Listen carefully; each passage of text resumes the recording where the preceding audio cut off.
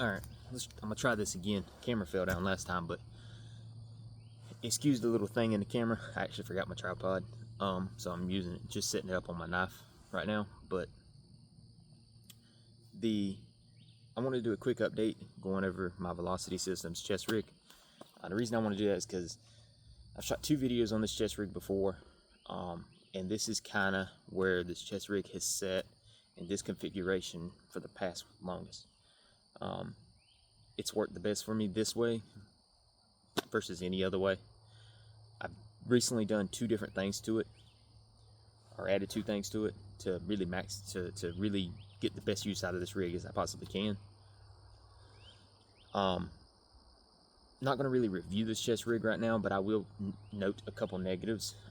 Obviously, the biggest negative of this thing is the Velcro, but again, if you plan your kit accordingly and properly, you can work around the Velcro, and it's not that big a deal. The other negative I have for it is the little divider that divides the mag pouches right here, where it's sewed in right there, started to give way on this particular one. The other ones are okay, but that's probably because this particular slot gets used the most, so that's probably why. The only other negative I'm going to knock it for is here on the back side of here. There's a little hard piece from where that stitching is. It kind of gets caught up on pack, or not caught up on packs, but it'll kind of dig into your shoulder a little bit whenever you have a pack on, especially if it's a heavy pack and that particular pack has a like a narrow shoulder straps. It'll kind of cause it to dig into your shoulder a little bit. It's not bad. It doesn't happen very often. It doesn't happen enough for me to change the shoulder straps on here.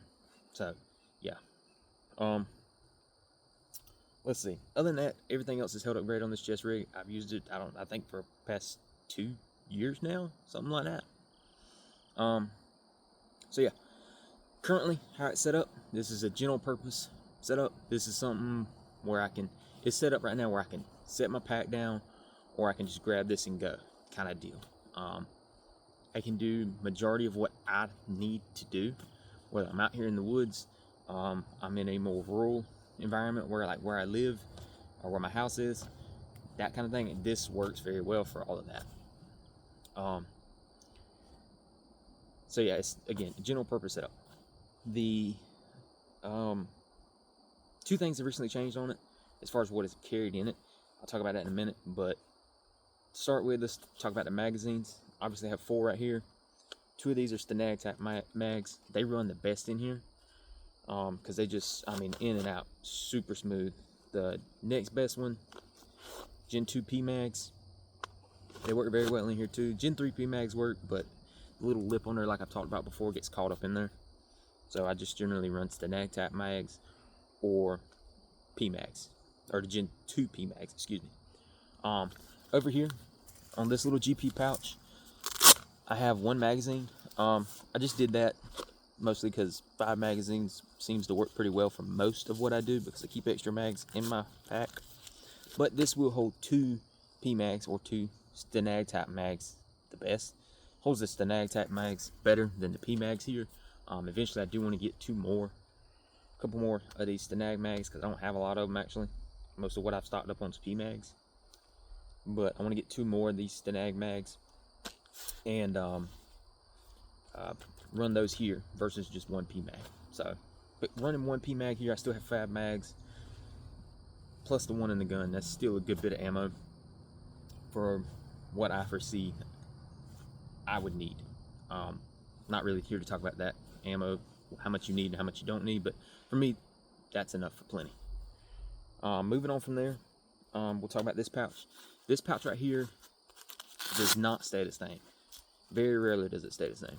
The only thing that stays in here all the time is one of these little microfiber cloths for cleaning lenses and stuff. That stays in the bottom of there all the time. But what gets carried in here is usually one of a couple of different things. It's usually a binocular. If I'm out, like today, I'm out trying to hunt hogs.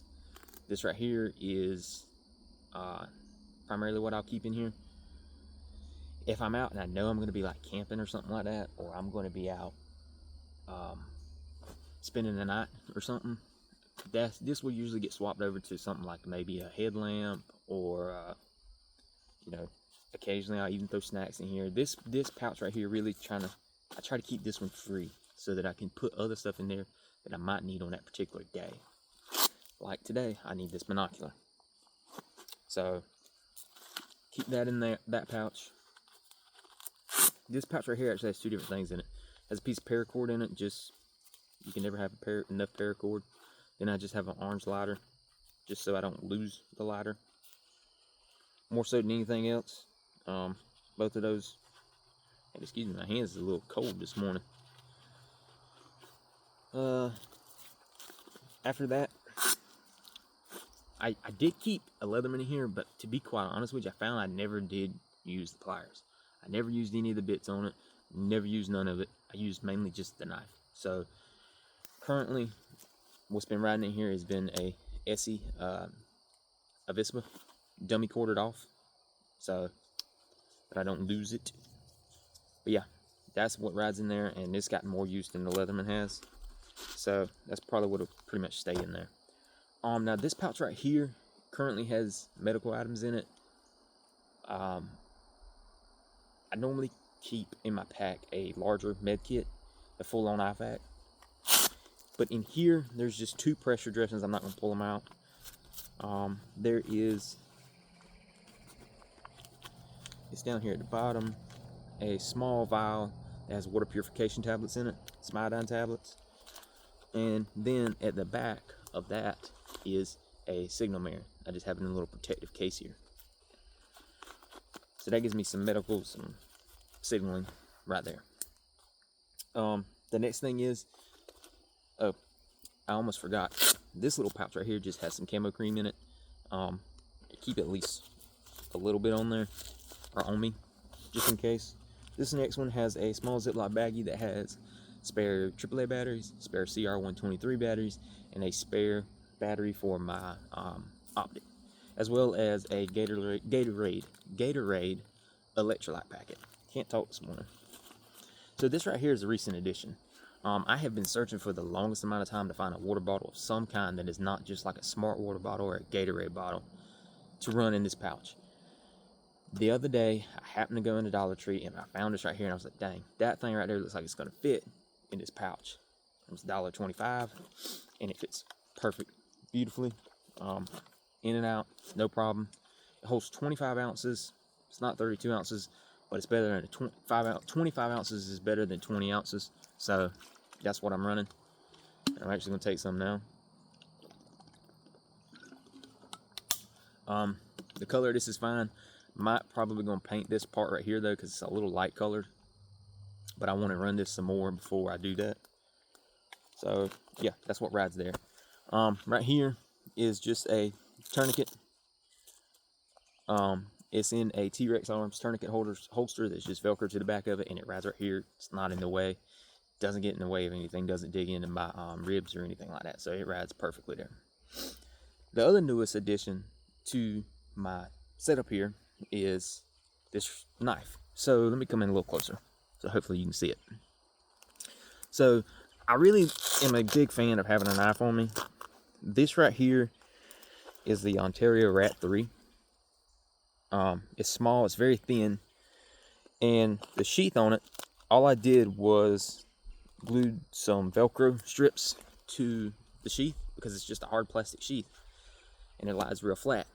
All I did was super glue some Velcro strips to it and attached it to where the little mount pouch is, because I don't really keep a lot of things in there in that mount pouch anyway. So this right here has been riding here for the past couple days, and it's perfect. It's in a perfect spot for it.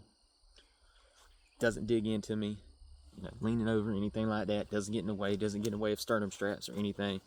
I mean, I have very easy access still to the pouch, even with it there, and it's just a simple matter of pulling that out, and I have access to a good field knife. Not a combat knife, but a good field knife for whatever, skinning game, processing firewood, any kind of cutting task I need. This is going to pretty much perform it. So with that being said, the other thing that is currently in this little pouch, I'm not even going to try, well, only other thing that's in here is just an orange bandana. It's a very bright neon orange.